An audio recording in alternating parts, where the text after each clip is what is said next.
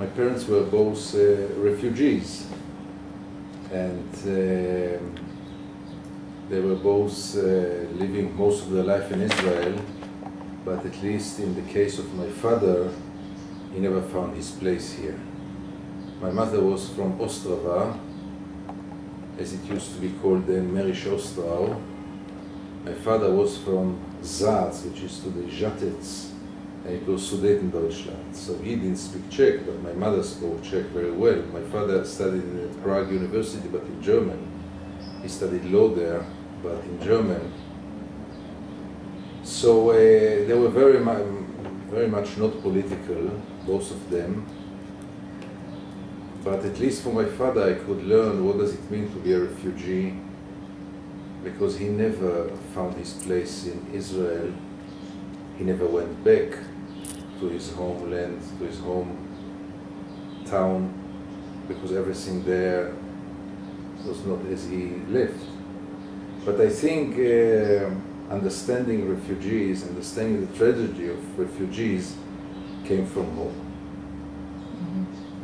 When you were in the Israeli army, did you believe that the Israelis had somehow more rights to the Palestinian land than the Palestinians, and how does this chain of thought works?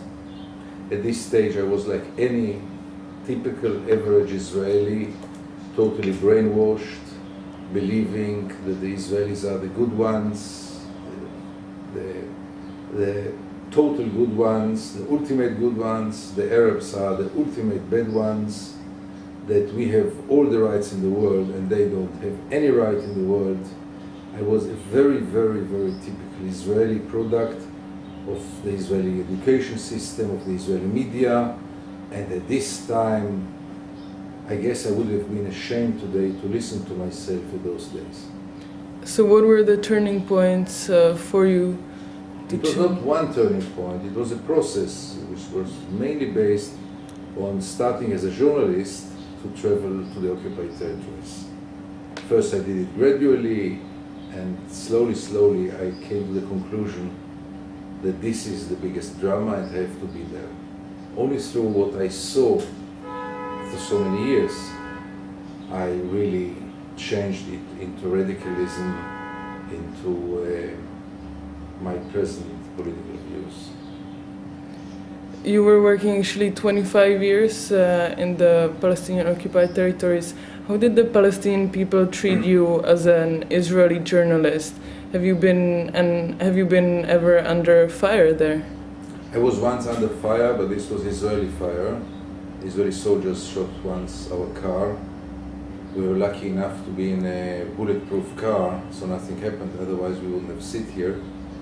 But this was one incident in 2003. I'm not sure the soldiers, I'm almost sure the soldiers did not know who was in this car. They were just shooting us like they shot anything which was moving at those times. Except of this, I was in situation of some kind of fear, but throughout 25 years I was never in a real danger among Palestinians. Most of them, the big majority of them, don't know and didn't know who I am. And still, it was always this appreciation of a Jewish Israeli journalist who comes to listen to their story. This was always my secret weapon, because they were so surprised that something like this exists at all. That there is a Jewish Israeli who is ready to listen to them, who talks to them like to human beings. Many times children would ask me for an ID because they didn't believe that I'm Jewish. They never saw an Israeli who talks to them like civilized people talk to each other. They never saw an Israeli without a gun or without uniform. So, and really I met throughout the years people who lost their children one day ago, who went through terrible tragedies, whose parents were humiliated and beaten, whose olive trees were uprooted. I always come immediately after the big tragedies are happening, whose house was demolished. And still, I was always amazed by the warm welcome that I got. Rachel Corrie, an activist, ISM activist, and two journalists, James Miller and Tom Harnedel, were killed in Gaza in approximately the same time.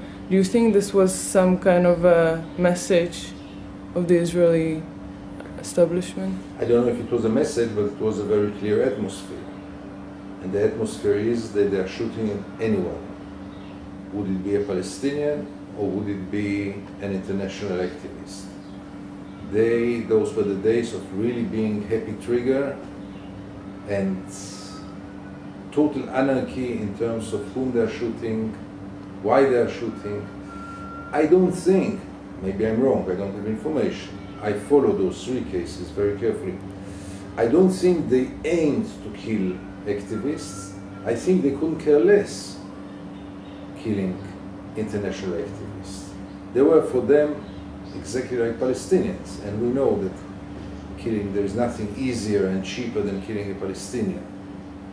Don't forget also that in all those cases it was very local soldiers who shot, who decided to shoot. There was no orders from above, shoot the international activists. I don't think so. But what happened, for example, now, just a few weeks ago on Mavi Marmara, there was organized from the highest positions in the administrative